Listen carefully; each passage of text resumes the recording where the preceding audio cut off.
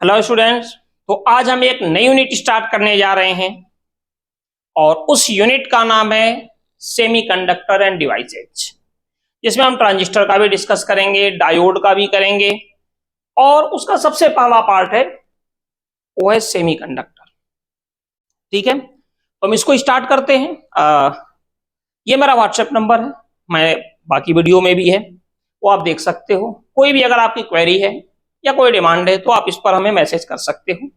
ठीक है, दूसरी चीज, अगर आपको सब कुछ बेटर लगता है चैनल्स आप सब्सक्राइब कीजिए, अगर अभी तक आपने नहीं किया है तो।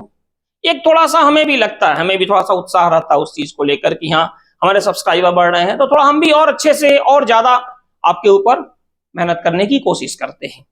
इस तरह से पोएट वगैरह लोग होते हैं कहीं पर भी, तो कहते हैं कि श्रोता से कि भाई आप तालियां बजाइए। भाई होता है, ऐसा नहीं है कि मतलब उनकी जो भी पोएम होते हैं उससे कोई इफेक्ट आता है, वो तो अपना पढ़ेंगे, बट उन्हें भी लगता है कि हाँ थोड़ी सी और अच्छी अच्छी चीजें वो बोलते हैं। हम टीचर्स के साथ भी यही है इस यूट्यूब पे, अगर हमारे सब्सक्रिप्शन बढ़ते हैं तो हम भी थोड़ा सा और ज्यादा अच्छे मन से इसको करते हैं और उम्मीद रहती है आपसे इतने सहयोग की। ठीक है, और अगर वीडियो बेटर लगता है दूसरे को भी शेयर करें। ठीक है, कमेंट्स जरूर करें। तो एनर्जी बैंड हम बात करेंगे सबसे पहले सेमीकंडक्टर में। एनर्जी बैंड, एनर्जी बैंड क्या होता है? देखिए आपको एक बात बताएं, अगर हम एटम की बात कर रहे हैं तो एटम में एनर्जी लेवल होता है।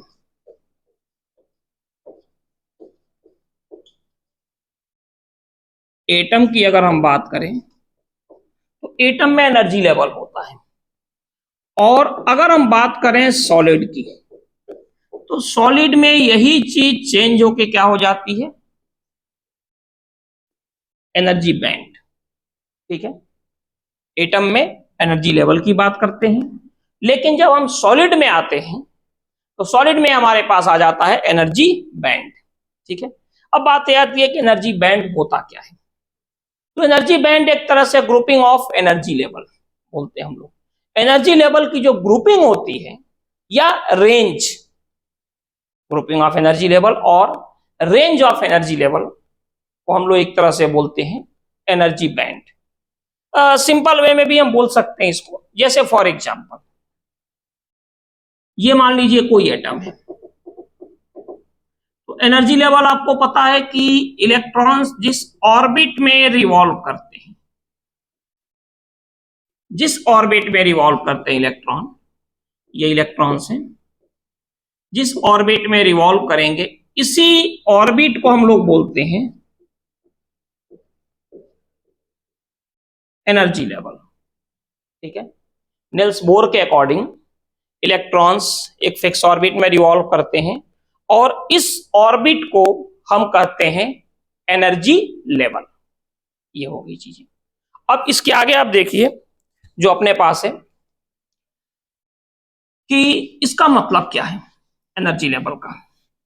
तो होता क्या है कि अगर हम किसी भी सॉलिड में करंट के फ्लो की बात करें, किसी भी सॉलिड में करंट के फ्लो की बात करें, तो उसमें एक सबसे रिस्पॉन्सिबल कैरेक्टर होता है जिसको कि हम बोलते हैं, आपने भी नाम सुना होगा, फ्री इलेक्ट्रॉन।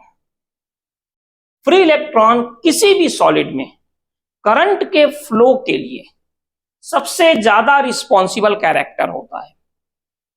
सिंपली एक तरह से हम बोलते हैं कि कंडक्टर और इंसुलेटर में डिफरेंस क्या है। तो कंडक्टर में को हम लोग कहते हैं जिसमें बहुत सारे फ्री इलेक्ट्रॉन्स होते हैं, और इंसुलेटर क्या होता है जिसमें कि फ्री इलेक्ट्रॉन्स नहीं होते हैं, क्योंकि ये सबसे ज्यादा रिस्पॉन्सिबल कैरेक्टर होता है। ठीक है, अब थोड़ा सा अगर हम आपको समझाने की इसमें कोशिश करें कि एनर्जी बैंड में जो रेंज ऑफ एनर्जी लेवल या ग्रुपिंग ऑफ एनर्जी लेवल की जो हम बात करते हैं ये होता क्या है।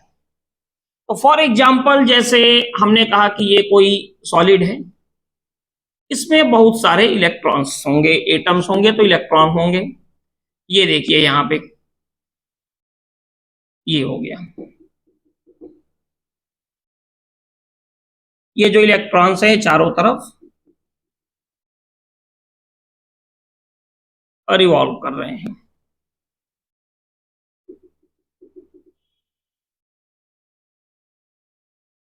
ये इलेक्ट्रॉन्स चारों तरफ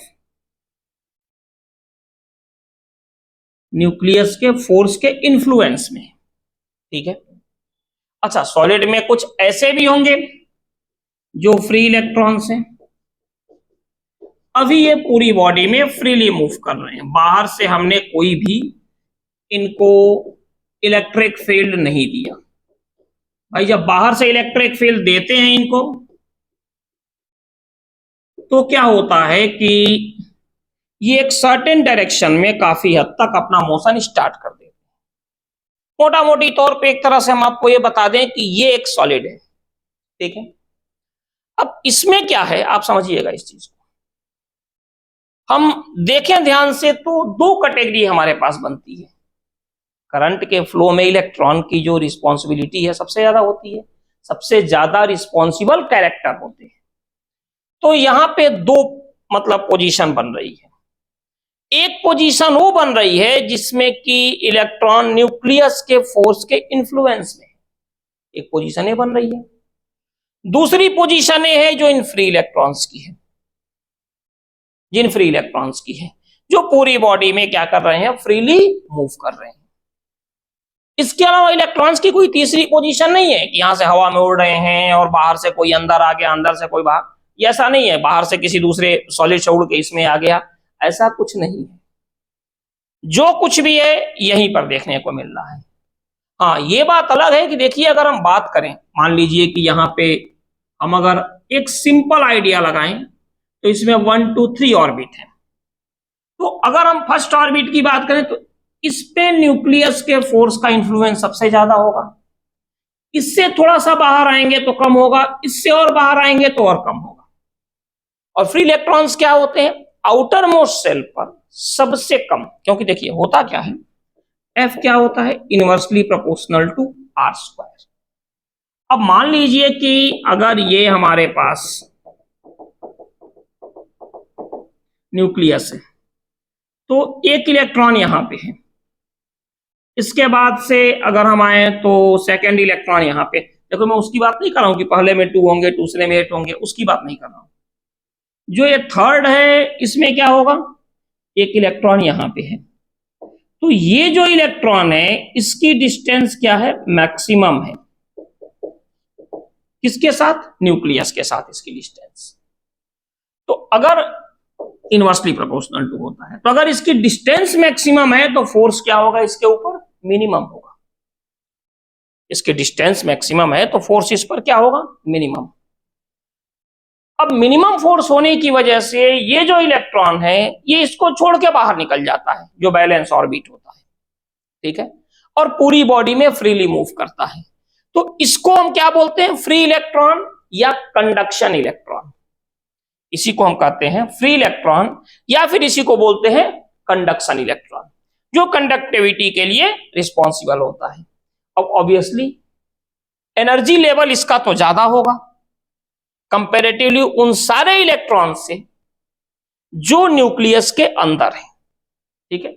एक जनरल आपके लिए हम बता रहे हैं, जनरल चीजें, कि जैसे मान लीजिए कि हमने देखा, आपको समझने के लिए बता रहा हूं, एग्जैक्ट डेटा नहीं है, मैं पहले क्लियर कर दूं, ठीक है ना। हम उस डेटा की बात कर रहे हैं कि दो कॉपर एटम के बीच का डिस्टेंस अप्रॉक्स 260 पिकोमीटर होता है। ये तो एग्जैक्ट डेटा है कि कॉपर एटम्स हैं तो दो कॉपर एटम के बीच का जो सेपरेशन होता है 260 पिकोमीटर होता है।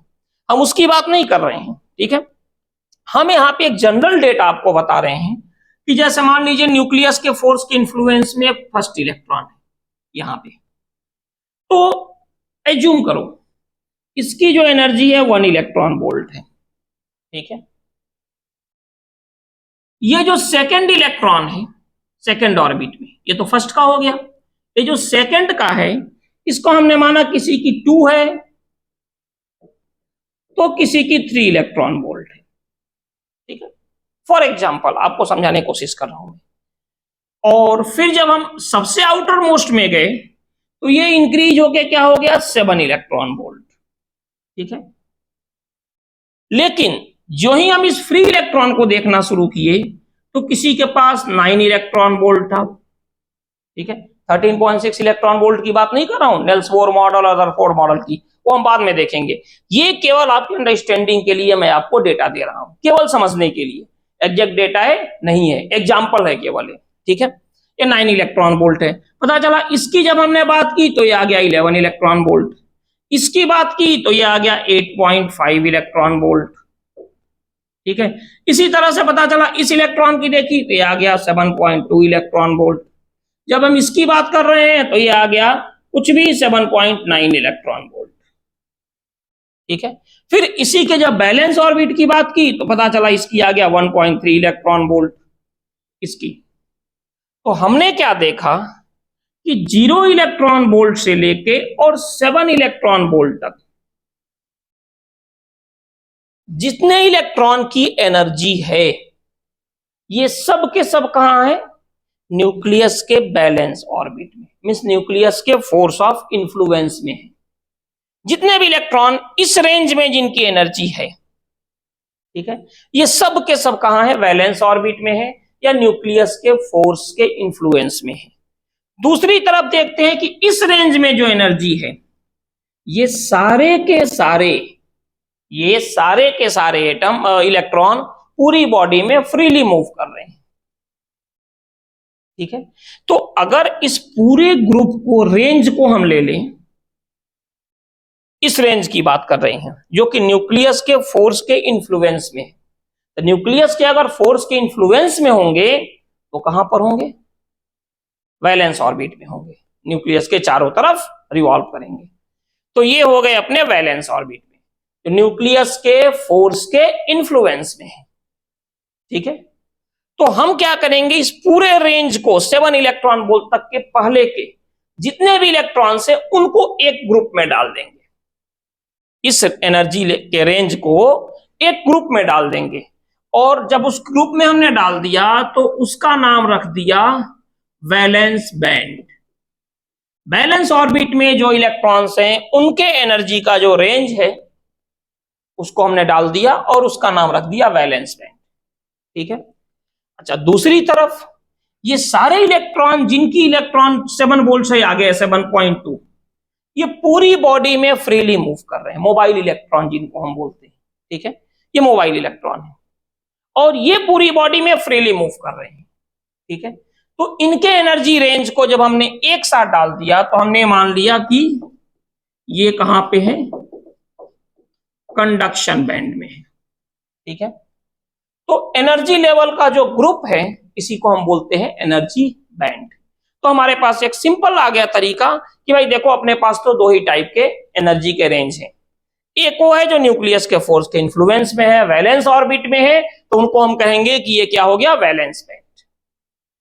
और एक वो इलेक्ट्रॉन जो पूरे बॉडी में फ्रीली मूव कर रहे हैं, कंडक्शन इलेक्ट्रॉन है, उनके एनर्जी का रेंज उठा के हमने रखा तो उनको हमने मान लिया कि वो कहां पर है, कंडक्शन बैंड में।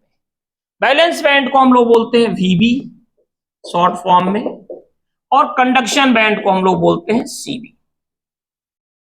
ठीक है, ये कंडीशन आती है। तो क्लियर है, तो क्या हो गया अपने पास, सिंपल डेफिनेशन एनर्जी बैंड की। Energy band can be defined as a range of energy level और ग्रुपिंग ऑफ एनर्जी लेवल, ये ग्रुप को हम लोग बोलते हैं एनर्जी बैंड।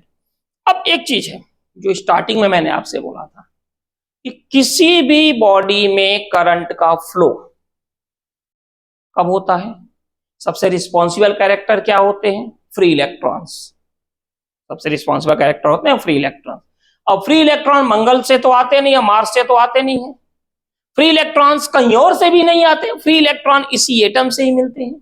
और कौन से इलेक्ट्रॉन, जो इसके आउटर मोस्ट ऑर्बिट से बाहर निकल गए। तो जब तक आउटर मोस्ट ऑर्बिट में है कौन सा बैंड इनका है, वैलेंस बैंड, और जो ही आउटर मोस्ट ऑर्बिट से बाहर निकले तो इनका कौन सा बैंड हो गया, कंडक्शन बैंड।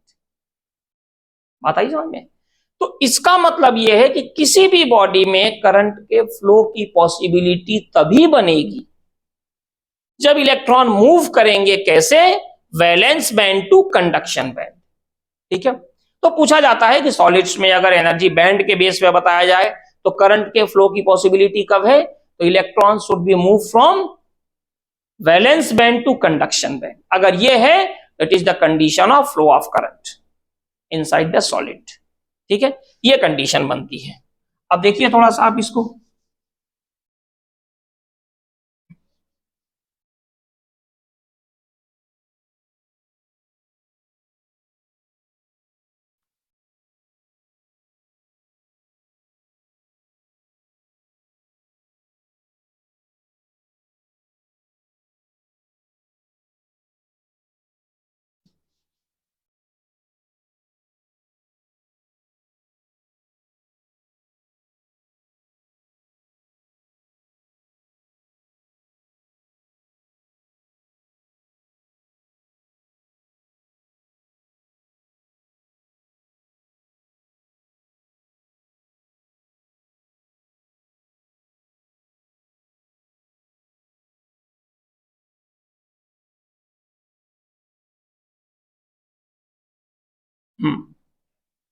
अब हमारे पास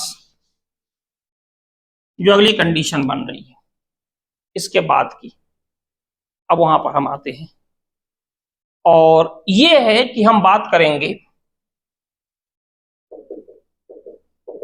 difference between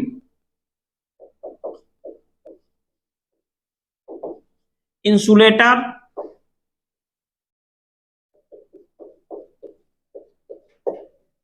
semiconductor and conductor.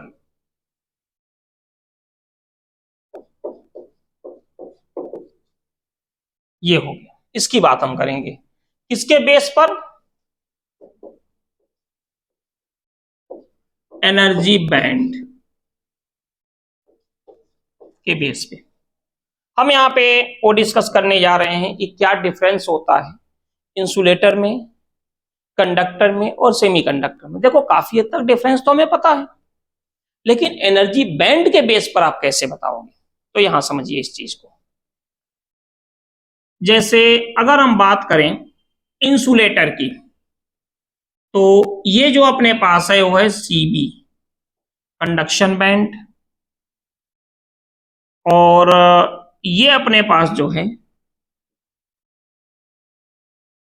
भी लिखते हैं वैलेंस बैंड।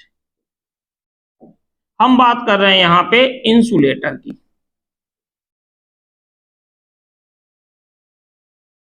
इसको हम लोग बोलते हैं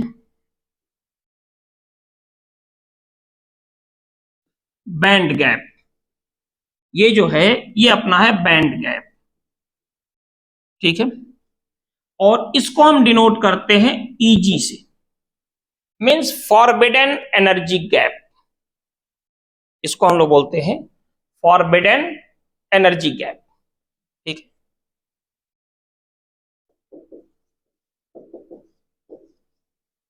फॉरबिडन एनर्जी गैप। तो इंसुलेटर में जो होता है बेसिकली आपको बताएं कि 3 के बाद से ही, 4 इलेक्ट्रॉन वोल्ट से ही इंसुलेटर की रेंज स्टार्ट हो जाती है। अब इंसुलेटर में भी तो अलग अलग क्लास है, एयर की इंसुलेटिंग अलग है, प्लास्टिक की अलग है, वुड की अलग है ना, सबकी अलग अलग होती है। तो ऑब्वियसली उनका जो बैंड गैप भी होगा वो भी क्या होगा, डिफरेंट होना ही है। अगर सबका एनर्जी डिफरेंस है तो उनका बैंड गैप भी क्या होगा, डिफरेंट होगा। अब अगर हम यहां पे बात करें इनके बैंड गैप की, तो एवरेज जो वैल्यू आती है अप्रॉक्स आती है कितना, 7 इलेक्ट्रॉन वोल्ट, 9 तक जाता है, ठीक है। तो इंसुलेटर में क्या होता है कि कंडक्शन बैंड और वैलेंस बैंड के बीच में 7 इलेक्ट्रॉन वोल्ट का डिफरेंस होता है। अब आप ये समझ सकते हो कि किसी भी बॉडी में करंट का फ्लो कब होता है, जैसा कि मैंने आपको बताया कि electrons should be moving from valence band to conduction band. लेकिन बीच की ये जो बाउंड्री है ना, ये काफी ऊंची बाउंड्री है, 7 इलेक्ट्रॉन वोल्ट का एक इलेक्ट्रॉन के लिए, पूरी बॉडी के लिए नहीं है 7 electron volt, for only 1 individual electron, केवल एक इंडिविजुअल इलेक्ट्रॉन जो बिल्कुल अलग सा है, केवल उसकी हम बात कर रहे हैं। उसको अगर इतनी एनर्जी मिल जाएगी तो मूव कर जाएगा valence band to conduction band, और जिसे हम इंसुलेटर बोलते हैं उसे फिर हम बोलेंगे कंडक्टर। बात आई समझ में? लेकिन एक चीज आपको बताएं, ये आसान नहीं है। क्यों नहीं है? आपने 1 या 2 इलेक्ट्रॉन वोल्ट तक दिया इसको, तो फिर सिस्टम जलने लगता है, मतलब वो जो भी आपका डिवाइस है डिस्ट्रॉय होने की पोजीशन में चला जाता है। लेकिन ऐसा भी नहीं है कि होता नहीं है। जैसे कई बार आपने देखा कि एयर के थ्रू बिजली चली गई, लाइटनिंग जैसे होती है। अर्थ और क्लाउड के बीच का जो पोटेंशियल डिफरेंस होता है या जो एनर्जी होती है वो पर इलेक्ट्रॉन 7 इलेक्ट्रॉन वोल्ट या उससे ज्यादा हो जाती है। तो देखो क्लाउड से और अर्थ के बीच में क्या होता है, करंट का फ्लो हो जाता है। लेकिन 99.9% केस में ये गैप बहुत ज्यादा है, तो इसको मतलब इलेक्ट्रॉन के लिए पार करना काफी मुश्किल टास्क होता है, काफी टफ टास्क है इसके लिए। इसीलिए रूम टेम्परेचर या हाई टेम्परेचर पर भी जो कंडक्टर होता है, इंसुलेटर होता है, वो क्या बनता है, उसमें करंट का फ्लो नहीं होता। बात आई समझ में? मींस इनके पास ऑप्शन ही नहीं है कि ये मूव कर पाए valence band to conduction band, इतना ज्यादा है। जैसे मान लो आप कहीं जा रहे हो, छोटी सी बाउंड्री है, पार कर गए, 10 फीट की बाउंड्री है, सोचोगे चलो किसी दोस्त ने धक्का दिया पार कर गए। और वही बाउंड्री 100 फीट की, आप सोचोगे यार मुश्किल है, इसके लिए तो रॉकेट लगाना पड़ेगा। ठीक है, तो वही सारी चीजें हैं, पैराशूट का यूज करो। यहां पर भी वही कंडीशन है। नॉर्मल कंडीशन में कभी भी कोई भी insulator valence band to conduction band move नहीं कर सकता। इसीलिए क्या होता है कि रूम टेम्परेचर पे ये हमारे पास इंसुलेटर करंट का फ्लो अलाउ नहीं करता अपने अंदर से। लेकिन हमने फिर वही कहा, इसी बेस पर हम बोलते हैं कि आइडियल इंसुलेटर होता ही नहीं है। कहां से आइडियल इंसुलेटर? आइडियल इंसुलेटर तो वही है कि भैया 7 नहीं, एक इलेक्ट्रॉन पे 700 या 7 लाख इलेक्ट्रॉन वोल्ट भी अगर एक इलेक्ट्रॉन को एनर्जी मिल जाए तब भी वो वहीं का वहीं बना रहे कि यार हम तो नहीं जा रहे, कुछ भी कर लो। बात आई समझ में कि हम तो नहीं जाएंगे, कुछ भी कर लो, तब तो आइडियल है। जैसे हम लोगों के पुराने ऋषि महर्षि होते थे, कई राजा लोगों ने, आज के नहीं, आज तो शायद इसी के लिए लोग जाते भी हैं कि हमें 10 लोगों से रिस्पेक्ट मिले और सब चीज मिले। पुराने समय का जो ऋषि महर्षि थे उनके साथ यही था, आइडियल थे। राजा कहते थे अरे महाराज आपके चरणों में पूरा का पूरा राजपाट करे, तो लोग हाथ जोड़ते थे, भाई हमें क्या, हम तो मानव की सेवा में ही पूरा टाइम निकाल देते हैं। ठीक है, हमें इसकी जरूरत नहीं है, वो आइडियल है। ठीक है, और अभी फिलहाल यहाँ पे आइडियलिज्म की कोई चांस नहीं है, लेकिन हाँ जो जनरली होता है हम उसकी बात करेंगे। ठीक है, अब इसके बाद सेकेंड कंडीशन आती है जिसका की नाम है सेमीकंडक्टर।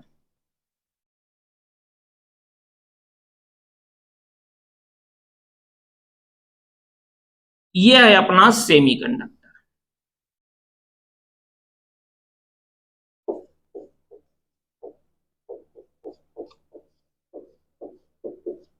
सेमीकंडक्टर, सेमीकंडक्टर में क्या होता है कि ये वैलेंस बैंड है और ये कंडक्शन बैंड है। इनके बीच का ये जो अपने पास एनर्जी गैप है या फॉरवर्डेड एनर्जी गैप, ये अप्रॉक्स 1.1 इलेक्ट्रॉन वोल्ट तक होता है।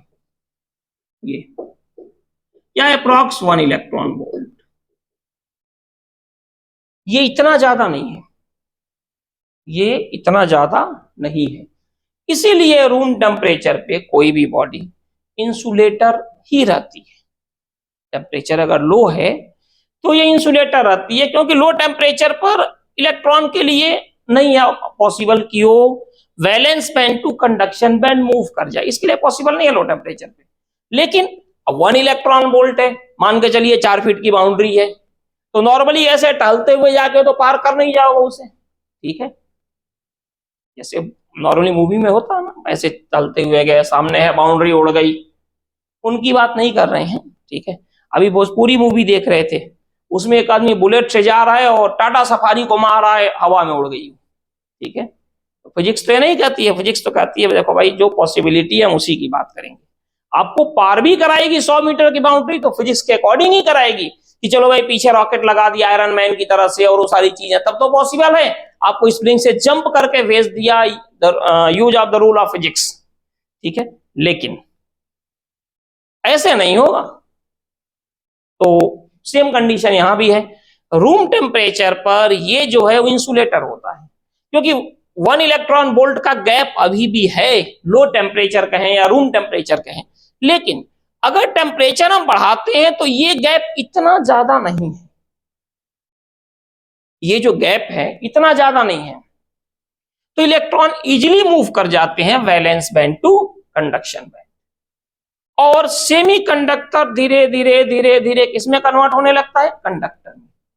तभी हम कहते हैं कि सेमीकंडक्टर हमेशा इंसुलेटर और कंडक्टर के बीच में होता है, हमेशा इंसुलेटर और कंडक्टर के बीच में होगा सेमीकंडक्टर। ठीक है,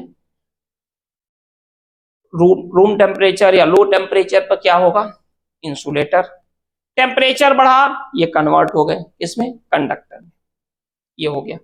अब एक बात आती है कि भाई चलो इंसुलेटर पर भी कंडक्टर का मैंने ज्ञान दे दिया और सेमीकंडक्टर पर भी दे दिया, तो भाई साहब एक कंडक्टर में क्या होता है, ये आती है बात दिमाग में।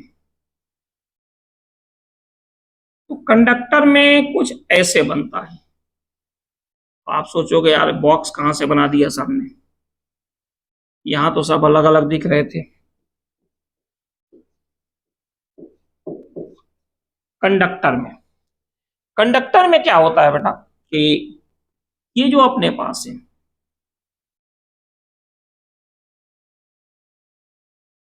ये है वैलेंस बैंड,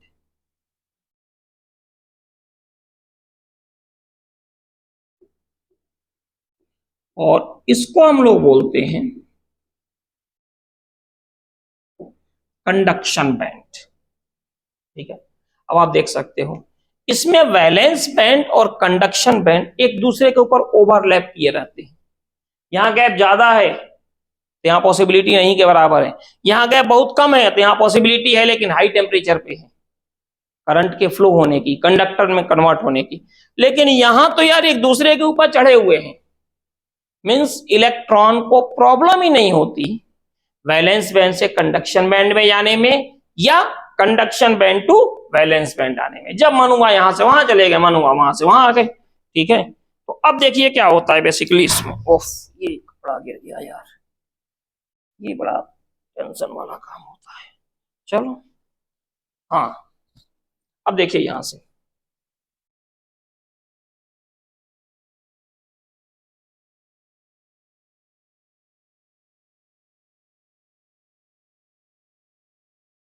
ये हो गया डिफरेंस बिटवीन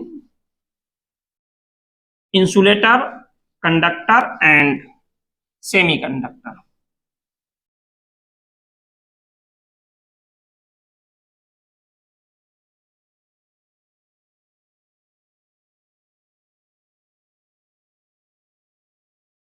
थोड़ा सा हम आगे बढ़ते हैं।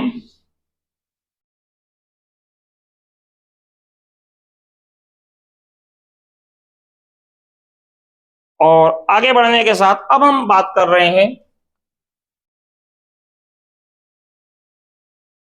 होल और एक्सेप्टर। होल और एक्सेप्टर या होल्स और एक्सेप्टर्स होते क्या हैं? ठीक है, तो समझिए इस चीज को। मान लीजिए कि ये अपने पास क्या है,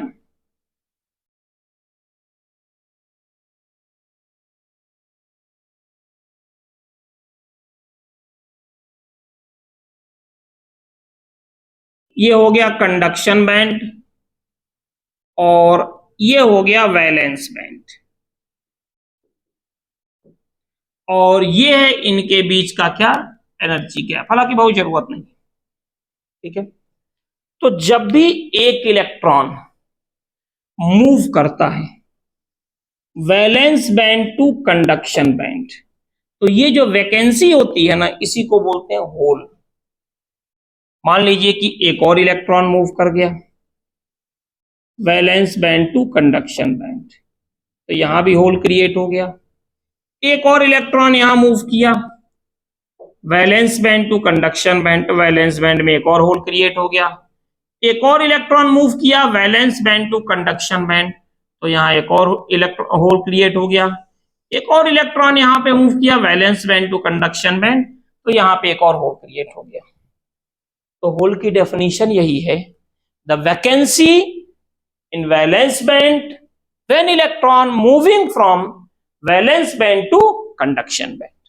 क्लियर है? फिर सुन लीजिए, the vacancy in valence band when electron moving from valence band to conduction band, ठीक है, the vacancy is called hole. ठीक है, ये हमारा होता है होल। ठीक है, अब समझिए इस चीज को, होल की डेफिनेशन ये है। अब चार्ज क्या होता है? तो चार्ज ऑन होल, जो होल पे चार्ज होता है ये होता है प्लस 1.6 इंटू 10⁻⁻19 कूलम। ठीक है, ऐसा इसलिए होता है कि जो होल जनरेट होता है ना, अगर हम बात करें होल के, होल्स के जनरेट होने का रीजन, तो ये होता है क्या? Principle of charge conservation. Charge conservation के प्रिंसिपल पर ही जनरेट होता है होल। कैसे? ये समझिए, कितने इलेक्ट्रॉन मूव किए? 1 2 3 4 5, टोटल 5 इलेक्ट्रॉन यहां मूव किए। तो बताइए कंडक्शन बैंड में चार्ज कितना होगा? 5 इंटू 1.6 इंटू 10⁻⁻19 कूलम, और यह है माइनस, यानी ये हो गया -8 इंटू 10⁻⁻19 कूलम। ये जनरेट हो गया यहां पे नेगेटिव चार्ज। दूसरी तरफ अब आप समझ सकते हो कि स्टार्टिंग में जैसे ये कंडक्शन बैंड था,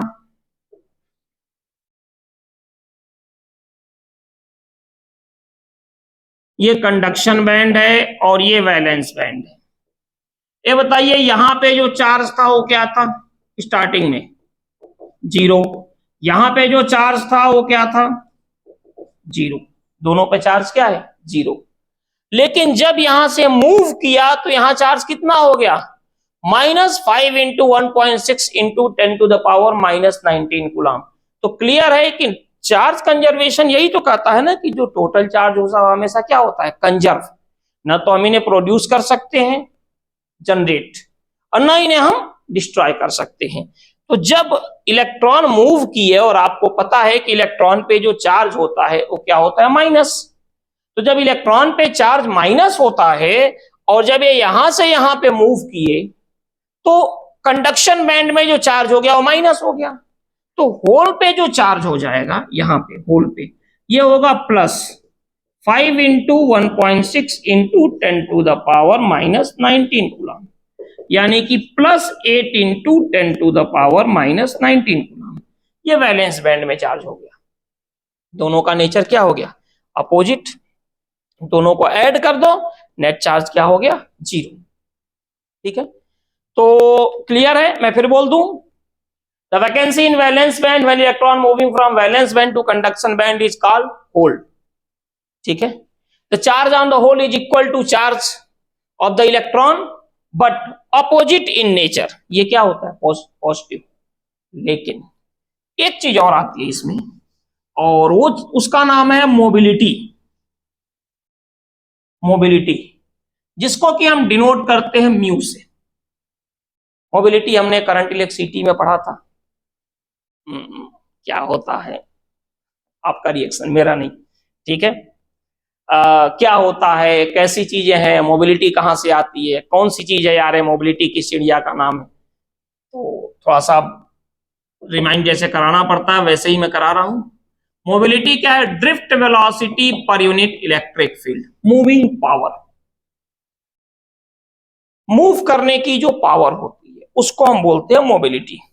ठीक है, drift velocity per unit electric field, यानी कि हाई अगर ड्रिफ्ट वेलोसिटी है तो मोबिलिटी क्या होगी? हाई।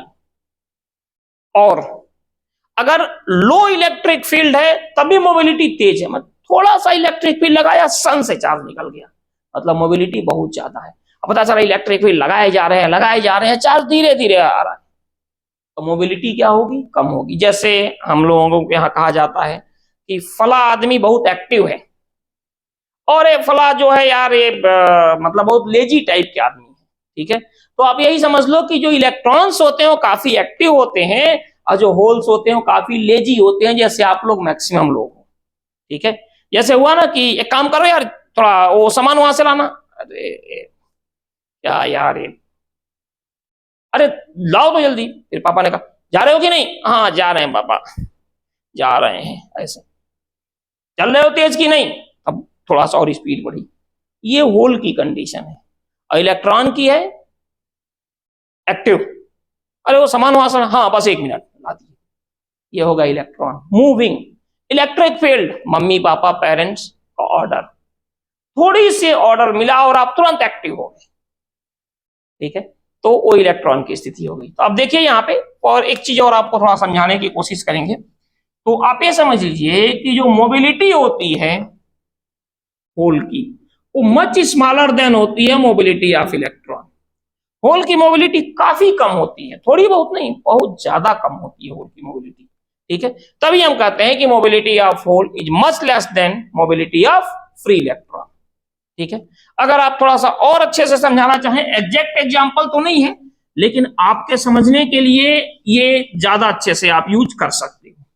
फॉर एग्जांपल हमने क्या किया कि एक क्यूबॉइड लिया सेम डायमेंशन का, हमने यहां पे एक क्यूबॉइड लिया सेम डायमेंशन का, यहां पे ये आ गया अपने पास क्यूबॉइड, यहां से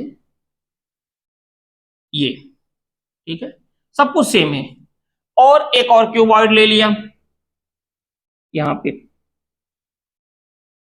इन दोनों की जो डायमेंशन है वो सेम है,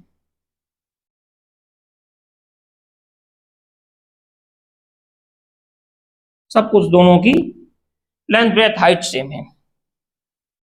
इसको हमने कनेक्ट कर दिया मान लीजिए कि 12 वोल्ट बैटरी से और इसके साथ एक रेजिस्टेंस लगा दिया हमने, मान लो R, ठीक है। अब इसमें भी हमने क्या किया कि सेम बैटरी ले ली 12 वोल्ट की और इसमें भी हमने यहां सेम रेजिस्टर लगा दिया। अब ये सब कुछ सेम सेम ही क्यों लगाते जा रहे हैं? तो फॉर एग्जाम्पल जैसे कहते हैं ना फ्री इलेक्ट्रॉन डेंसिटी, वैसे यहां पर भी होता है free hole density. Free electron density means number of free electrons per unit volume. Current electricity में है, याद नहीं होगा देख लेना, ठीक है। और फ्री होल डेंसिटी क्या है? नंबर ऑफ होल्स पर यूनिट वॉल्यूम। तो ये भी दोनों में सेम है, एज्यूम कर रहे हैं हाइपोथेटिकल कंडीशन, ठीक है। आपको समझाने के लिए हमें मान ले रहे हैं कि इसमें केवल और केवल इलेक्ट्रॉन है और कुछ भी नहीं, होल है ही नहीं, और इसमें जो है वो केवल और केवल होल ही है और कुछ भी नहीं, ठीक है। तो हमने क्या किया कि इसमें इलेक्ट्रॉन को यहां लगा दिया इंडिकेशन के लिए, ठीक है, और इसमें यहां पे होल है, ठीक है। अब यहां से हमने स्विच को क्लोज किया और यहां से भी हमने स्विच को क्लोज किया। इसमें दो चीजें, एक तो आपको डायरेक्शन भी बताना है हमें, तो यहां पे क्या हो जाएगा प्लस और यहां पे क्या हो जाएगा माइनस, मींस एक इलेक्ट्रिक फील्ड जनरेट हो जाएगी पॉजिटिव टू नेगेटिव, ठीक। और सेम कंडीशन यहां पर भी होगी, एक प्लस यहां पे और माइनस यहां पे, यानी सेम इलेक्ट्रिक फील्ड जनरेट हो जाएगी यहां पे पॉजिटिव टू नेगेटिव। और इलेक्ट्रोस्टैटिक में हम लोगों ने एक चीज पढ़ी थी कि जैसे ये इलेक्ट्रिक फील्ड है, इस इलेक्ट्रिक फील्ड में अगर हमने प्लस चार्ज को रखा तो इस पर जो फोर्स की डायरेक्शन होती है वो क्या होती है? In the direction of field. और अगर माइनस चार्ज को रखते हैं तो इस पर जो फोर्स की डायरेक्शन होगी वो क्या होगी? Opposite to the direction of field. तो देखो जब बैटरी से हमने स्विच को क्लोज किया, इस स्विच को भी यहां से क्लोज कर दिया, तो एक इलेक्ट्रिक फील्ड जनरेट हुई। अब जो यहां पर इलेक्ट्रॉन है वो कैसे मूव करेंगे? अपोजिट डायरेक्शन में। और फॉर एग्जांपल हमने मान लिया कि यहां पे 5 एम्पियर करंट का फ्लो हो रहा है, ठीक है। अब यहां समझिए 12 वोल्ट की बैटरी है, प्लस हो गया है माइनस हो गया, होल पे कौन सा चार्ज होता है? प्लस। मतलब इलेक्ट्रिक फील्ड में इस पर जो फोर्स लगेगा वो क्या लगेगा? In the direction of field. तो मान लीजिए कि ये इन पर फोर्स लगा in the direction of field, ये लग गया। हमने क्या देखा? हमने देखा कि यहां तो 5 एम्पियर करंट फ्लो हो रही है, लेकिन यहाँ पे यार 0.02 एम्पियर करंट फ्लो हो रही है। हमने कहा यार अजीब स्थिति है, ये तो हमारे लिए किसी काम के नहीं है। ऐसा नहीं है, काम के हैं। ऐसा नहीं है काम के नहीं है, ऐसा नहीं है, काम के हैं, बट डिपेंड करता है कि हमारा काम क्या है।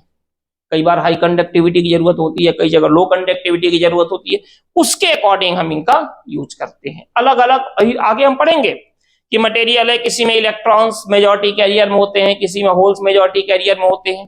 तो जैसी हमारी रिक्वायरमेंट होती है उसके अकॉर्डिंग करते हैं।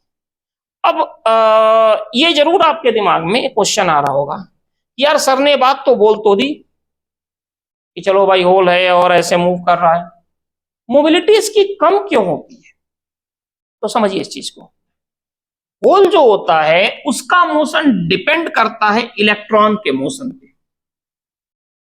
होल का खुद का मोशन नहीं होता, होल का जो मोशन होता है वो इलेक्ट्रॉन के मोशन पर डिपेंड करता है। अब यार आप भी समझते हो कि आप कितना फास्ट होगे। अगर आप दूसरे पर डिपेंडेंट हो तो आप नहीं फास्ट हो सकते।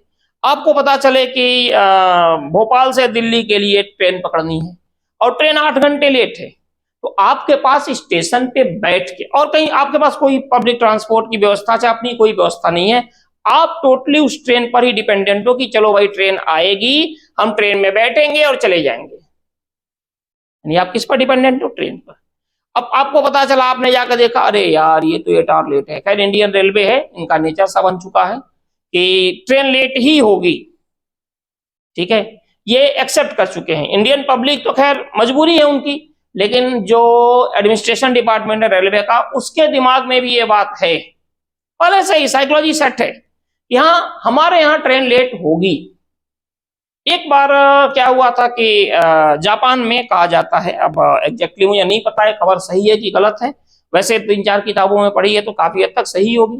हालांकि ऐसा भी नहीं है कि कोई चीज कई जगह पढ़ी जाए तो सही होगी। जैसे आज की डेट में व्हाट्सएप, एक ही मैसेज आप फॉरवर्ड करते हो, कुछ देर के बाद वही आपके पास आ गया, थोड़ी देर के बाद आपके पास आ गया, तो सही हो जरूरी नहीं है। बट ये कहा जाता है कि एक बार बुलेट ट्रेन जापान में 1 मिनट लेट हो गई, तो वहां के प्रेसिडेंट ने कहा था हमारे नेशनल ट्रेजेडी के जैसा है, बिना किसी वजह के, भाई चलो लाइन में कोई खराबी आ गई, कुछ ऐसी चीज हो गई, प्राकृतिक आपदा आ गई, लेट हो गया, बिना किसी ऐसी चीजों के 1 मिनट के आसपास लेट हो गई, 1 मिनट से कम ही लेट हुई थी।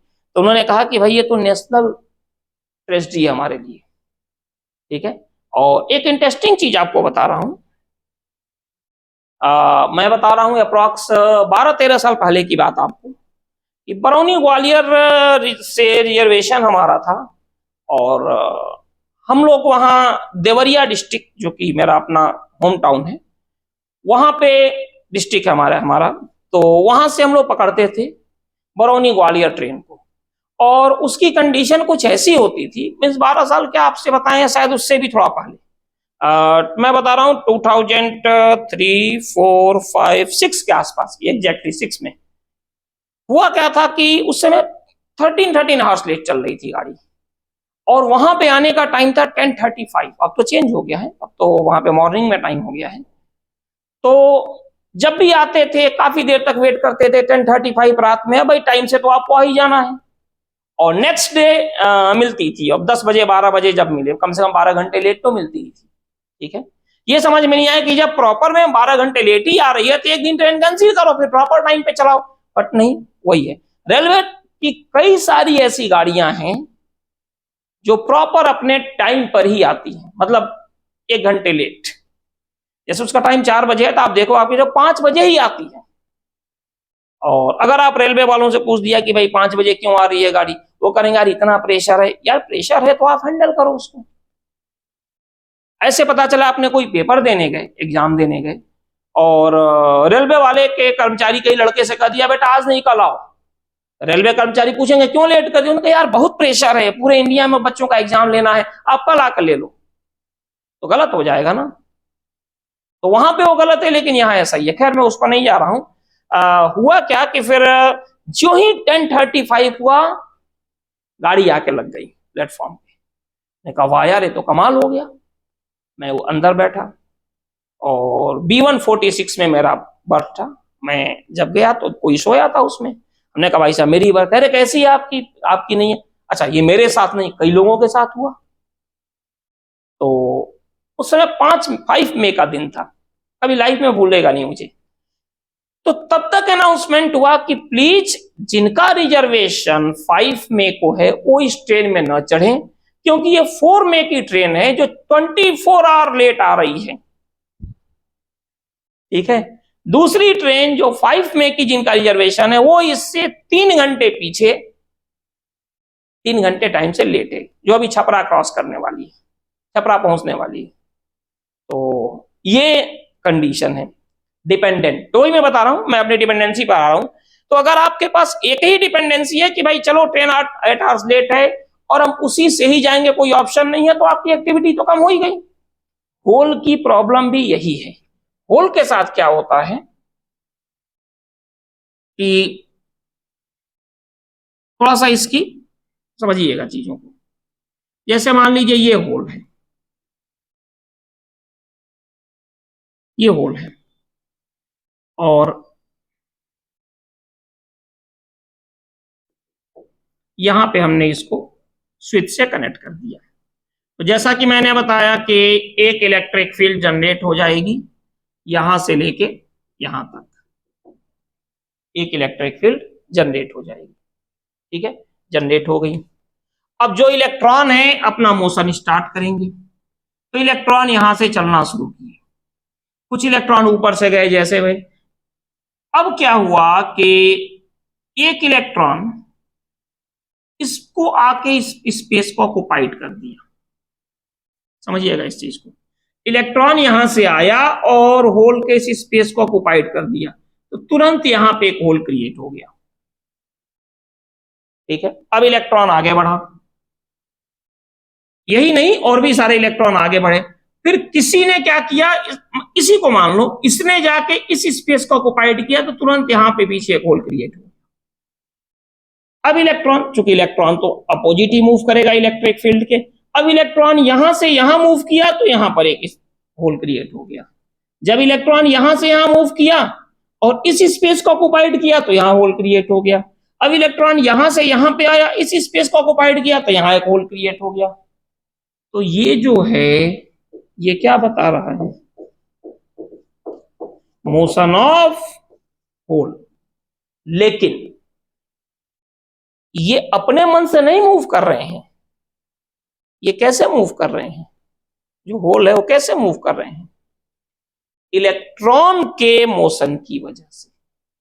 बात आई समझ में, इस इलेक्ट्रॉन के मोशन की वजह से। ठीक है, इसीलिए होल की मोबिलिटी मच लेस देन होती है किससे, इलेक्ट्रॉन से। क्योंकि जब भी इलेक्ट्रॉन स्पेस को ऑक्युपाइड करता है तो जहां से इलेक्ट्रॉन आया रहता है वहां पे होल क्रिएट हो जाता है। ठीक है, तो ये प्रोसेस होता है होल का। ठीक है, और जनरेट होता है based on the principle of charge conservation. तो ये इलेक्ट्रॉन और होल की डेफिनेशन है। ठीक है, ये जो इसकी बेसिक डेफिनेशन है। इसके बाद हम बात करेंगे सेमीकंडक्टर डिवाइसेस का, और सेमीकंडक्टर की बात करेंगे, फिर सेमीकंडक्टर डिवाइसेस की बात करेंगे। इंट्रिंसिक एक्सट्रिंसिक सेमीकंडक्टर क्या होता है। तो इसके लिए हम लोग मिलते हैं नेक्स्ट लेक्चर में। ठीक है, ओके, थैंक यू।